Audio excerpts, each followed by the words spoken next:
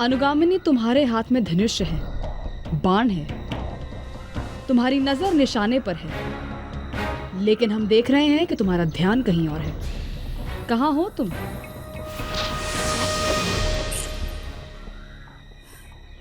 मैं क्या करूं शिवाली, जैसे ही लक्ष्य पर दृष्टि डालती हूँ उनकी छवि दिल से निकलकर आंखों के सामने आ जाती है। लेकिन पता नहीं वो अपनी कौन सी उलझनों को सुलझाने में लगे रहते हैं, कभी मिलते ही नहीं। तो तुम नजरों के तीर का अभ्यास कर रही हो।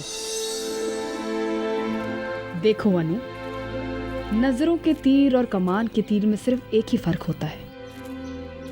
कमान का तीर कभी पलट कर वार नहीं करता, और नजरों का तीर निशाने पर लगा तो ठीक, वरना पलट कर वार करता है। इसलिए इस खेल में कहीं चूक ना जाना, क्योंकि इसमें कोई गुरु नहीं होता। तुम भी तो खूबसूरत हो। ये खेल तो तुमने भी खेला होगा शिवाली। हमारी छोड़ो, हम तो एक राज सेवक की बेटी हैं। हमारे भाग्य में तो कोई और ही खेल लिखा है। लेकिन तुम तो युवराज के ज्यादा पास लिखती हो। हमें तो लगता है कि युवराज पहले से ही घायल हो चुके हैं। सच? तुम्हें ऐसा लगता है? बिल्कुल। तुम जैसे अप्सरा के रूप के जादू से कोई बच जाए, कोई अभागा ही होगा। रूप के जादू से अगर बच भी गया हो, लेकिन तो इस हार के जादू से बच नहीं पाएगा। ये कैसा हार है? ये एक जादुई हार है। ये हार मैं जिसके गले में पहनाऊंगी वो हमेशा हमेशा के लिए मेरा हो जाएगा। और आज ये हार हम युवराज आर्यन के गले में पहनाएंगे।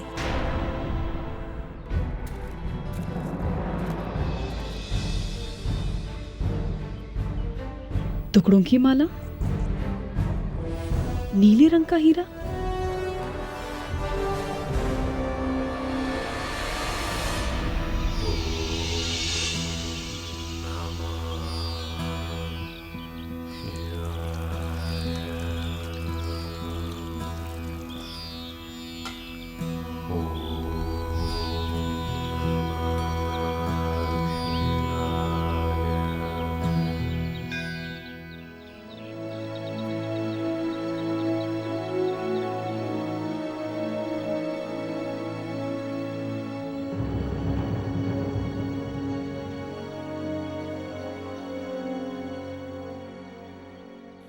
आप मुझे उस किताब और इस तिलिस्म के बारे में नहीं बताएंगे ताता?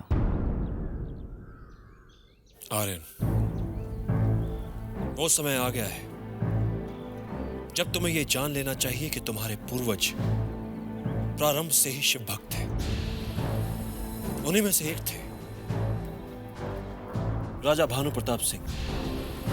उनके शिव भक्ति के गीत आज भी सुनारगढ़ में गाए जाते हैं। लोग तो यहां तक कहते हैं कि उनकी शिव भक्ति से प्रसन्न होकर शिव ने उन्हें दर्शन दिए और अपार संपत्ति के साथ साथ अपनी 7वीं रुद्र नेत्र मणि भी दी।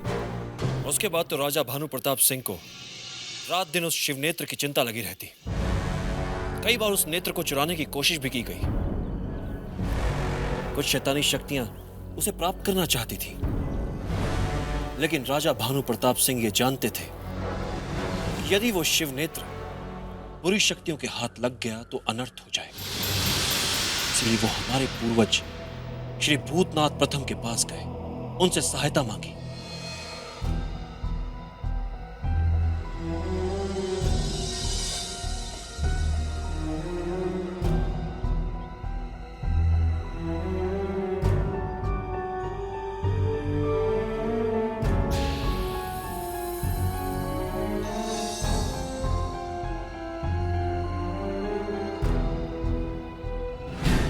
हे योगीराज, मुझे इस बात का जरा भी दुख नहीं होगा कि अगर इन 7 मणियों के खजाने की वजह से मैं मार डाला जाऊं, लेकिन इस बात का अत्यंत दुख होगा कि अगर यह खजाना गलत हाथों में चला जाएगा, जो इसकी सहायता से सिर्फ नरसंहार करेंगे। यह खजाना सिर्फ विनाश का कारण बन जाएगा। मैं आपकी सेवा में इसलिए आया हूं कि आने वाले समय में जब कभी मेरे राज्य या प्रजा पर कोई संकट आए तो यह खजाना उनके काम आए। हे योगीराज, इसकी रक्षा का कोई उपाय कीजिए। मैं आपकी भावना का आदर करता हूं राजन। आपकी धरोहर की सुरक्षा के लिए मैं अपनी सभी यौगिक क्रियाओं का प्रयोग करूंगा ताकि आपकी धरोहर से दुश्मनों की दृष्टि दूर रहे। पर आपको इस सोमवारी अमावस्या की प्रतीक्षा करनी होगी।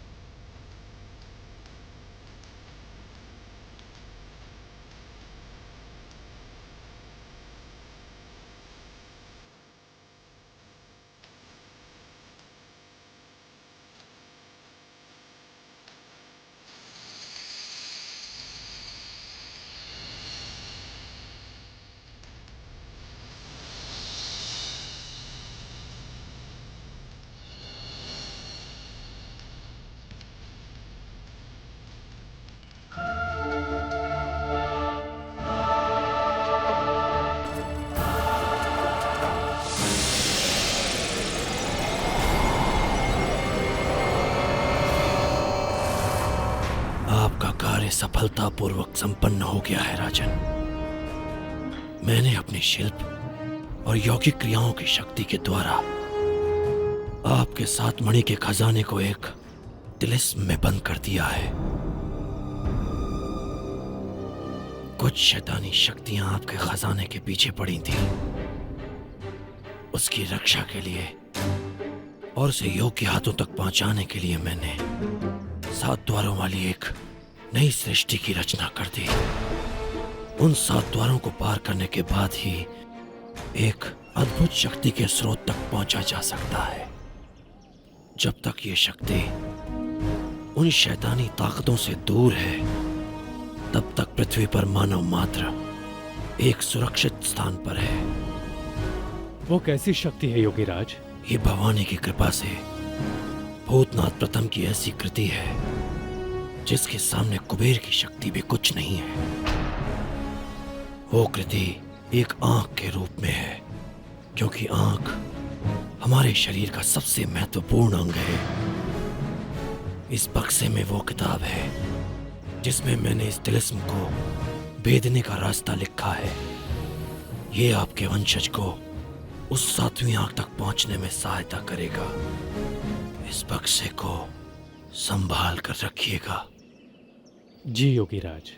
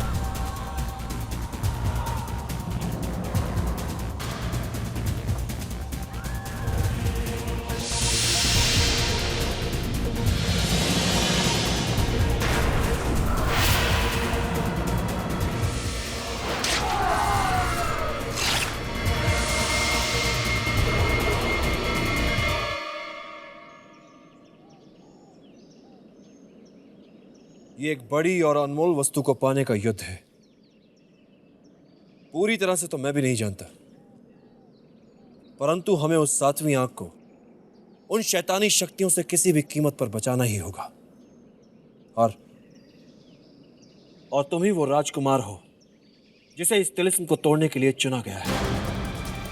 इसीलिए वो शैतानी शक्तियां भुजंग के द्वारा तुम्हें उस तिलिस्म में भेजना चाहती हैं। क्या सोच रहे हो युवराज आर्यन? तायता, मैं सबसे पहले अपने माता पिता को बंदी गृह से निकालना चाहता हूं। चाहता तो मैं भी यही हूं आर्यन, परंतु यह काम इतना सरल नहीं है। इसके लिए तुम्हें भुजंग को अपने विश्वास में लेना होगा। उसे विश्वास दिलाना होगा कि तुम्हारे माता पिता तुम्हारे अतीत हैं और भुजंग ही तुम्हारा भविष्य है। मैं अपने माता पिता से मिलना चाहता हूं तायता। इसमें खतरा तो है, लेकिन मैं तुम्हें वहां ले चलूंगा। इस समय तुम्हें भुजंग को खुश रखने का अभिनय करना होगा। उसे दिखाना होगा कि तुम बहुत खुश हो।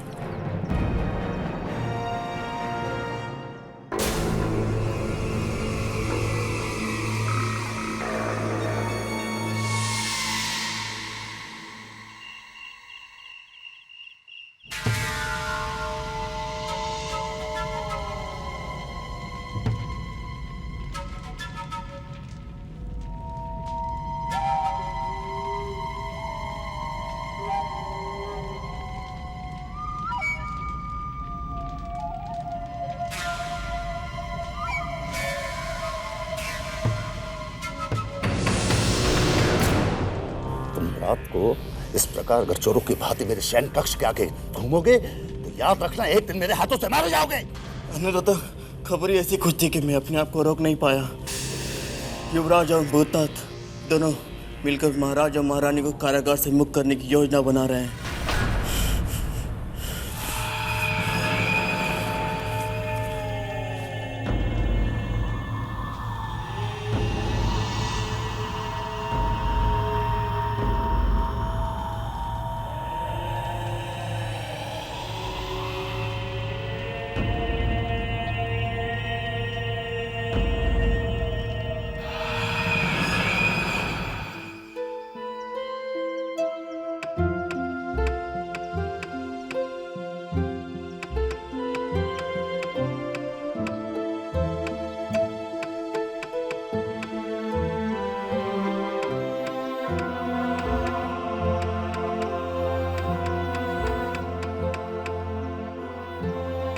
युवराज की जय हो।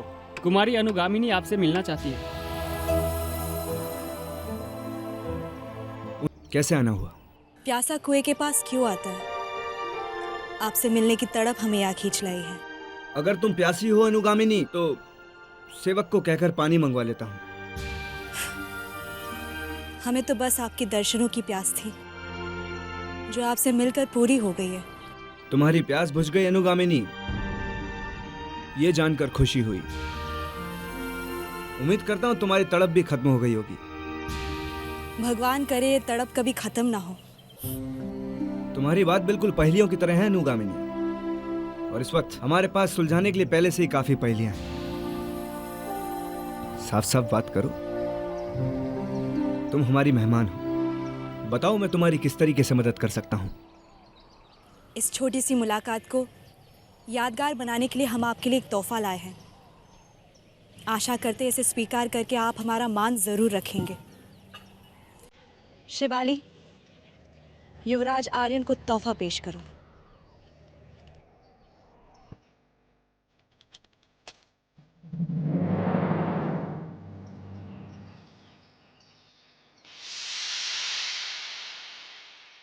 सुंदर, इस बेशकीमती उपहार के लिए बहुत बहुत धन्यवाद अनुगामिनी। आपने इस तोहफे को स्वीकार करके हमारी आशाओं को और बुलंद कर दी है। अब हम चलते हैं। चलो।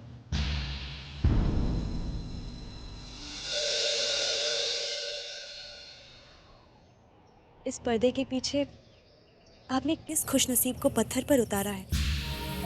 क्या हम इसे देख सकते हैं? दिखाऊंगा, सारी दुनिया को दिखाऊंगा, लेकिन उस दिन जिस दिन ये चेहरा मुझे मिल जाएगा। उस वक्त का हम बेसब्री से इंतजार करेंगे। चलो शिवाली।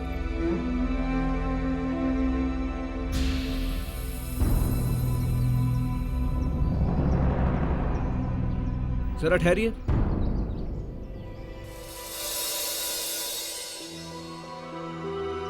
अनुगामिनी, हमें लगता है हमने पहले भी कहीं शिवाली को देखा है।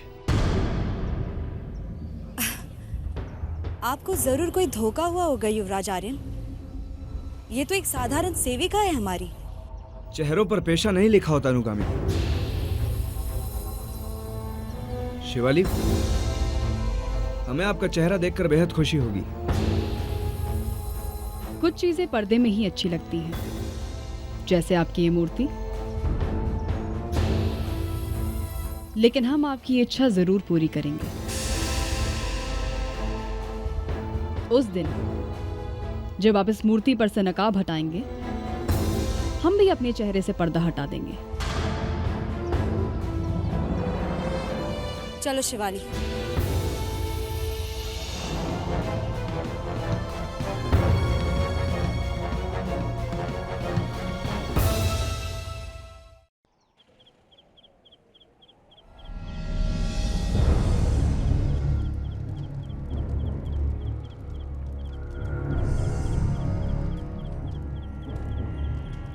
पुत्र युवराज के कक्ष में और माता पिता कारागार में। वे ये सब कुछ इसलिए सह रहे हैं ताकि मुझ पर कोई आंच ना आने पाए। लेकिन मेरे जन्मदाता की आत्मा के धिक्कार से तो वो अच्छा ही है। अब परिणाम कुछ भी हो, मैं आप लोगों को कारागार से मुक्त करवा के रहूंगा।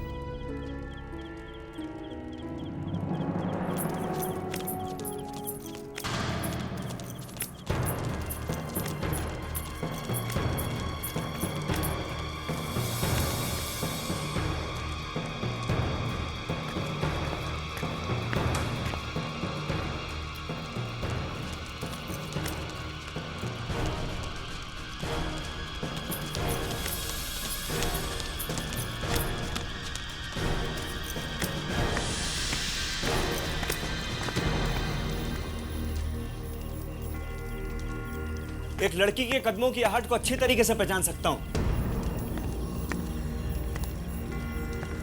जो भी हो सामने आए।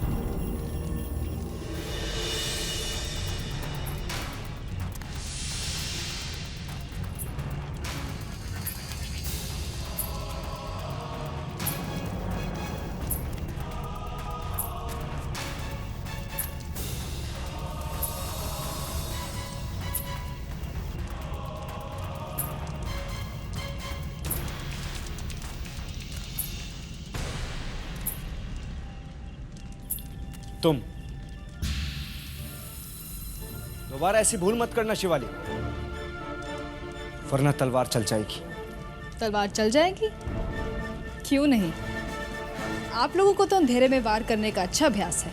बस सीमा में रहो तुम अपनी शिवाली। रात के इस पहर में हमारे महल में प्रवेश करके मर्यादा की सीमा तोड़ चुकी हो। अपने भाग्य को दुहाई दो। अनुगामिनी की सेवा में हो और ये तुम्हारा पहला अपराध है। तो क्या दंड देंगे आप हमें? तुमने सोनारगढ़ के युवराज पर एक ओछा इल्जाम लगाया है कि हम अंधेरे में वार करते। हम सूर्यवंशी हैं और स्त्री पर शस्त्र नहीं उठाते। यदि ये इल्जाम किसी स्त्री ने नहीं लगाया होता तो अब तक उसका सर धड़ से अलग कर दिया गया होता। युवराज, ये सच तो अचानक निकल गया। हम जाते हैं। नहीं, जब तक तुम अपने सच का प्रमाण नहीं दोगी यहां से नहीं जा सकती। तो अब आप इस प्रमाण के बहाने रोककर हमें यह सिद्ध करना चाहते हैं कि रात्रि के अंधेरे का फायदा किस तरह लिया जाता है? ठहरो शिवाली, तुमने हमारे चरित्र पर प्रहार किया है और हम तुम्हें इसका दंड अवश्य देंगे। चरित्र? कैसा चरित्र युवराज? सुनारगढ़ की सारी प्रजा जानती है कि कैसे आपकी सीमा विस्तार की नीति ने मित्रता की सीमा तोड़ी। एक राजवंश समाप्त हो गया, एक राज धरती के नक्शे से मिट गया। कहिए, क्या ये सच नहीं? हाँ हाँ, ये सच है, लेकिन इस सच को तुमने जिस तरीके से बयां किया वो सच नहीं है। वैसे भी मैं उस लड़की से इस बारे में कोई बात नहीं कर सकता जिसका इस बात से कोई संबंध नहीं, जो खुद रात के अंधेरे में शिष्टाचार और आदर्श की लक्ष्मण रेखा तोड़कर आई हो, जो अपने चरित्र की ओर नहीं देखती और दूसरों के चरित्र की हत्या करना चाहती है। तो आप हमें चरित्रहीन कह रहे हैं? हमें? अगर ये सच नहीं है तो रात के इस अंधेरे में तुम यहाँ क्या कर रही हो? कौन हो तुम?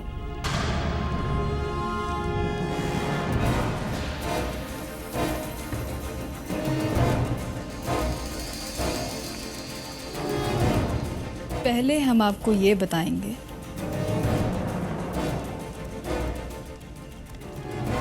कि हम यहाँ क्यों आए हैं।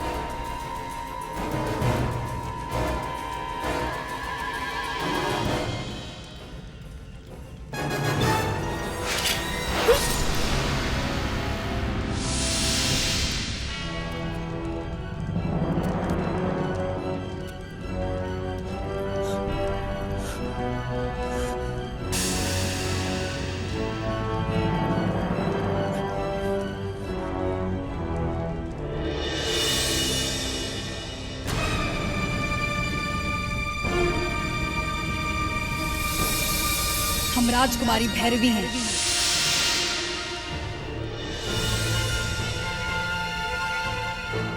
और आपकी वंश को समाप्त करने आए हैं। ये क्या किया तुमने भैरवी? प्रतापगढ़ के प्रतिशोध की पहली किश्त अदा हो गई।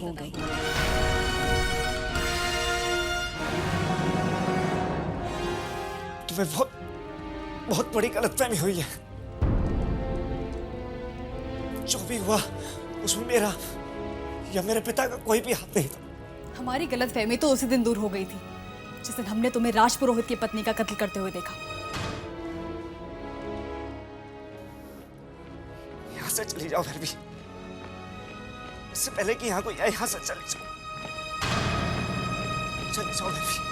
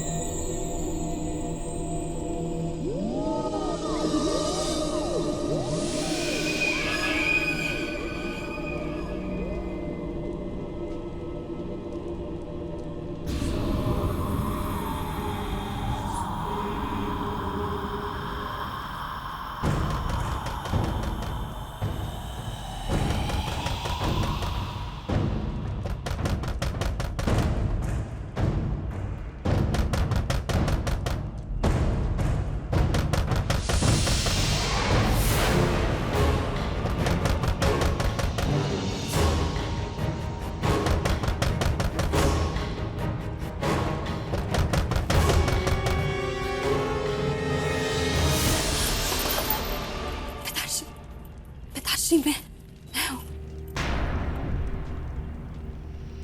अनुगामिनी, तुम इस समय तुम्हारी यहां आने की हिम्मत कैसे हुई? तुमने मेरी साधना में विघ्न डाला है। ये सब कुछ आर्यन के लिए। तुम अच्छी तरह से जानती हो कि मेरी साधना के सामने कोई कुछ नहीं है, और उसके बाद भी पिताश्री, राजकुमार आर्यन पर किसी ने हमला किया है। जानलेवा हमला? किसने किया? कहाँ है वो? अपने शयन कक्ष में।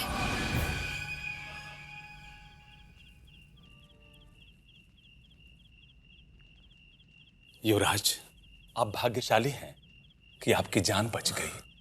घाव ज्यादा गहरा नहीं है। अगर घाव ज्यादा गहरा होता तो आपकी जान भी जा सकती थी। युवराज, आप ठीक तो है ना? आप समझते नहीं हैं कि आपका जीवन मेरे लिए, मेरा मतलब हमारी रियासत के लिए कितना महत्वपूर्ण है। आप बताइए वो कौन है जिसने ये दुस्साहस किया? मुझे नहीं पता, उसका चेहरा ढका हुआ था। कौन हो सकता है जिसने युवराज की जान लेने की कोशिश की? क्या उसकी आर्यन के अलावा भी किसी की जान लेने में रुचि हो सकती है?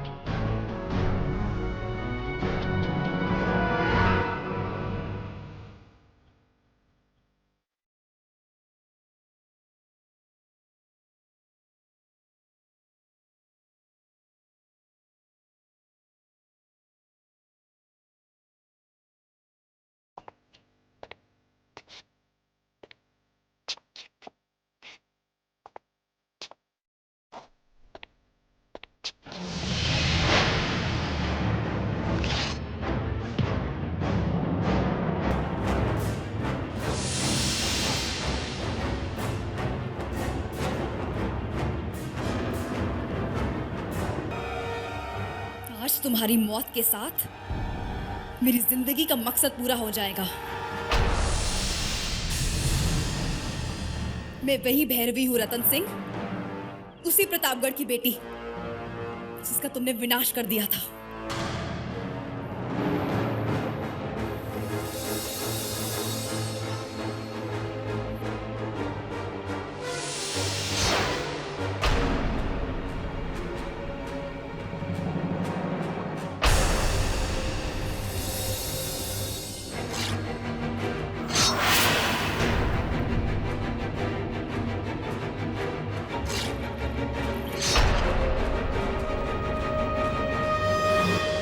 राजकुमारी भैरवी,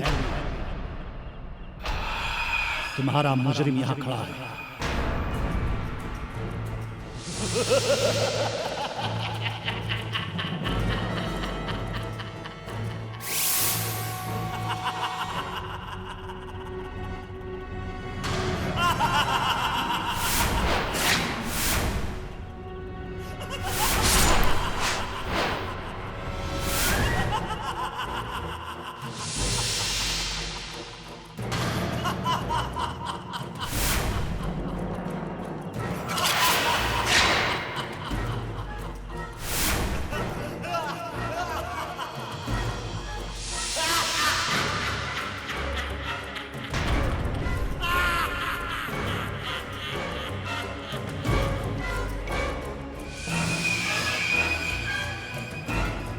असली अपराधी तुम हो।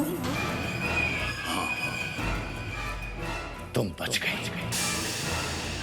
लेकिन अब नहीं बचोगी।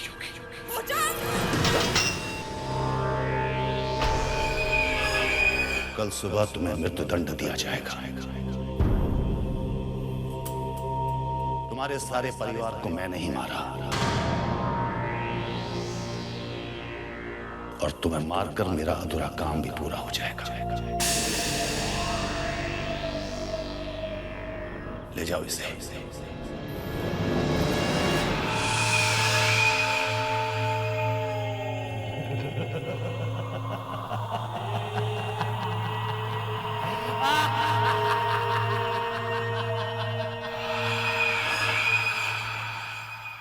ये क्या हो गया आर्यन आपके साथ? किस बेदर्दी से कटार घोंपी उस विश्वासघाती राजकुमारी ने। राजकुमारी? कौन सी राजकुमारी? राजकुमारी भैरवी, जो शिवाली के रूप से हम सबको इतने दिनों से छल रही थी। हमने तो सोचा था कि भूतनाथ ने उसे हमारी जिंदगी से हमेशा हमेशा के लिए दूर कर दिया है, लेकिन वो तो हमारी जिंदगी में एक श्राप बन के मंडरा रही थी। और आज वो हमसे हमारी सबसे बहुमूल्य चीज छीनने आई थी।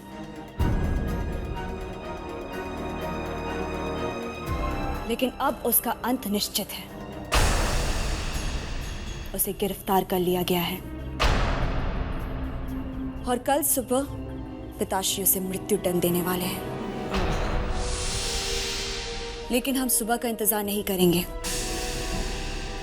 आपकी जान लेने की कोशिश करने वाली कल का सूरज नहीं देख पाएगी।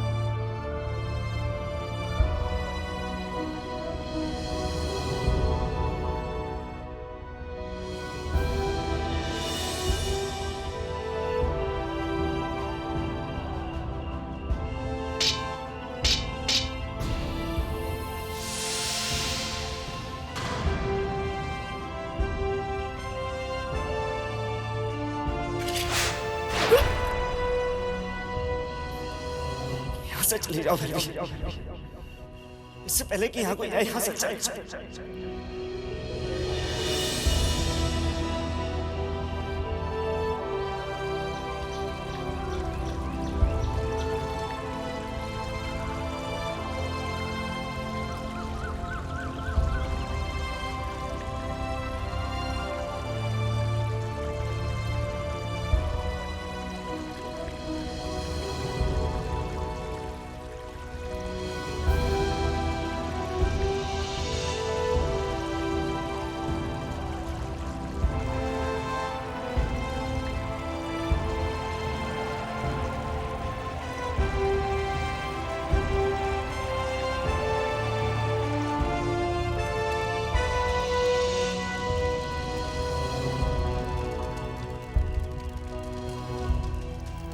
मुझे माफ करना ईश्वर, हमसे बहुत बड़ा पाप हो गया।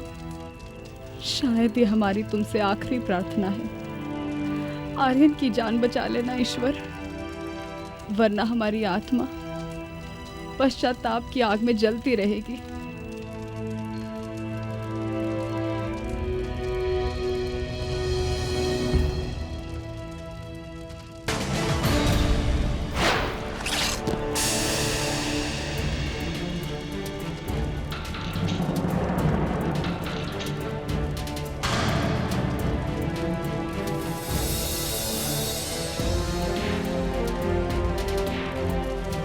ये रोने का वक्त नहीं है भैरवी,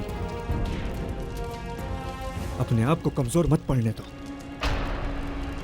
अभी तुम्हें और भी बहुत से इम्तिहान देने हैं, हमारे पास समय नहीं है भैरवी, मुझ पर भरोसा रखो।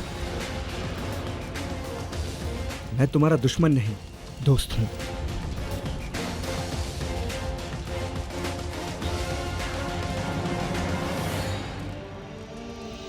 या अल्लाह,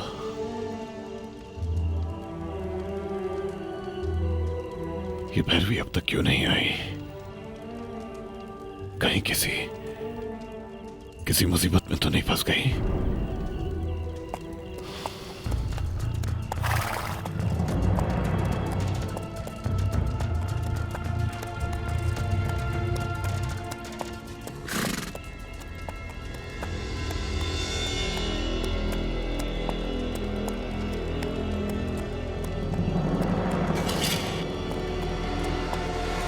कौन है?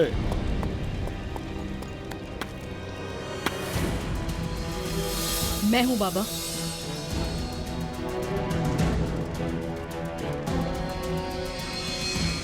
भैरवी, तुम? हम ठीक हैं बाबा। अल्लाह तेरा शुक्र है। लेकिन हमसे एक बहुत बड़ी भूल हो गई आज। क्या हुआ? हमने राजकुमार आर्यन को मारने की कोशिश की। लेकिन बेटा, यही तो हमारा मकसद था, हमें रतन सिंह और उसके पूरे परिवार को खत्म करना है। नहीं बाबा, प्रतापगढ़ की तबाही के पीछे रतन सिंह जी नहीं, भुजंग है। उसने खुद आज ये स्वीकार किया। भुजंग?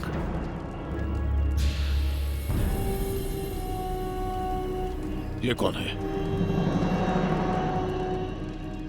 बाबा, ये वही हैं जिन्होंने हमारी आज जान बचाई और भुजंग की कैद से हमें रिहा करवाया। अच्छा, कौन है आप जिसने हमारे लिए इतना कुछ किया? अगर तुम्हें कुछ हो जाता तो मैं अपने आप को कभी माफ नहीं कर पाता।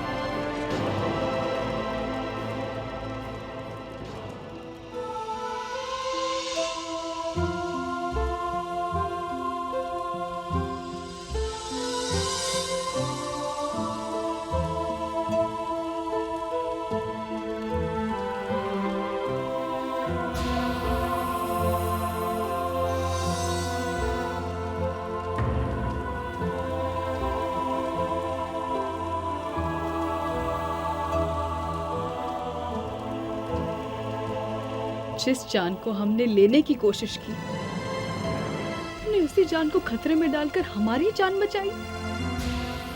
ये जान तो अब भी तुम्हारी है, चाहो तो ले लो।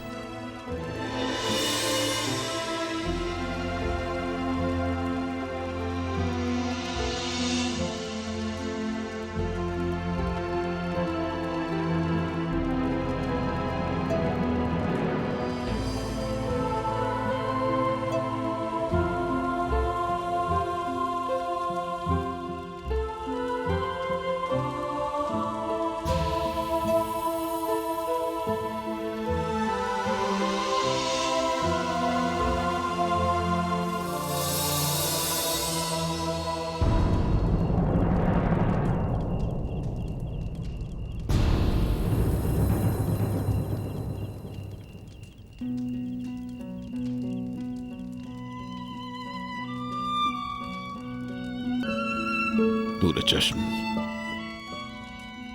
हमें फौरन यह जगह छोड़कर कहीं दूर चले जाना चाहिए।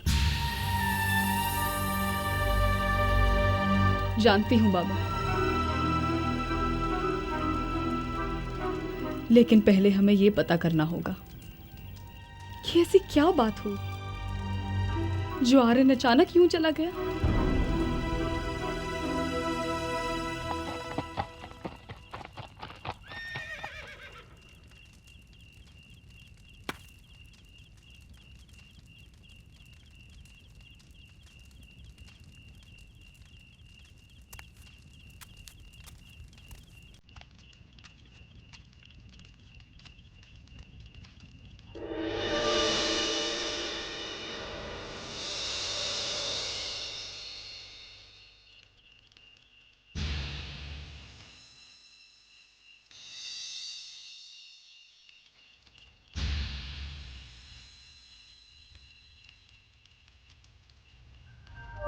शिवाली, तुम्हें आपका चेहरा देखकर बेहद खुशी हुई। कुछ चीजें पर्दे में ही अच्छी लगती हैं, जैसे आपकी ये मूर्ति, लेकिन हम आपकी इच्छा जरूर पूरी करेंगे। उस दिन जब आप इस मूर्ति पर से नकाब हटाएंगे, हम भी अपने चेहरे से पर्दा हटा देंगे।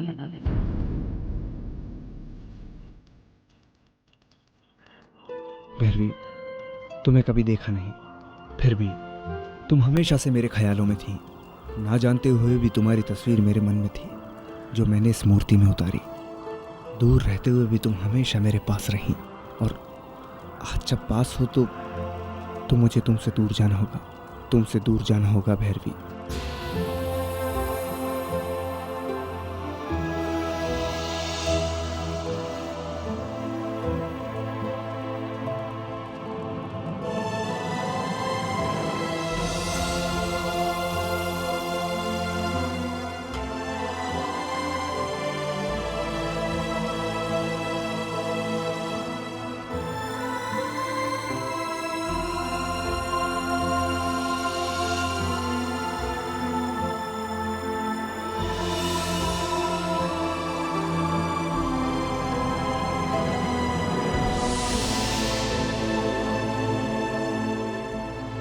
तुम्हें इस रूप में देखना मेरा सपना है भैरवी।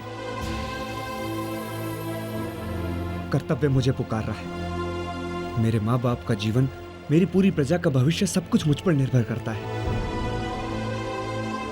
ऐसे में मैं अपने भविष्य के बारे में कैसे सोच सकता हूँ? कोई भी बात मुझे मेरे लक्ष्य से नहीं भटका सकती। मुझे माफ करना भैरवी। जब तक मैं अपने लक्ष्य को ना पालूं, तब तक मुझे अपनी खुशियों के बारे में सोचने का कोई हक नहीं। तुम्हारा लक्ष्य ही हमारा लक्ष्य है आर्यन। ईश्वर, मुझे शक्ति देना कि मैं कभी कमजोर ना पड़ूं। ईश्वर, हमें भी शक्ति देना कि हम कभी भी कमजोर ना पड़े। मुझे शक्ति देना कि मैं अपने लक्ष्य की राह से कभी ना भटकूं। तुम्हारी राह ही हमारी राह है आर्यन। ईश्वर, हमें शक्ति देना कि हम कभी भी अपने लक्ष्य से न भटके। भैरवी, मेरा इंतजार कर रहा हूं। मुझे एक बेटे और एक युवराज का कर्तव्य पूरा करना है। आज मेरी प्रजा को मेरी जरूरत है, मेरे माता पिता को मेरी जरूरत है, और उनके पास समय नहीं है। फिर इंतजार करना रहेगा।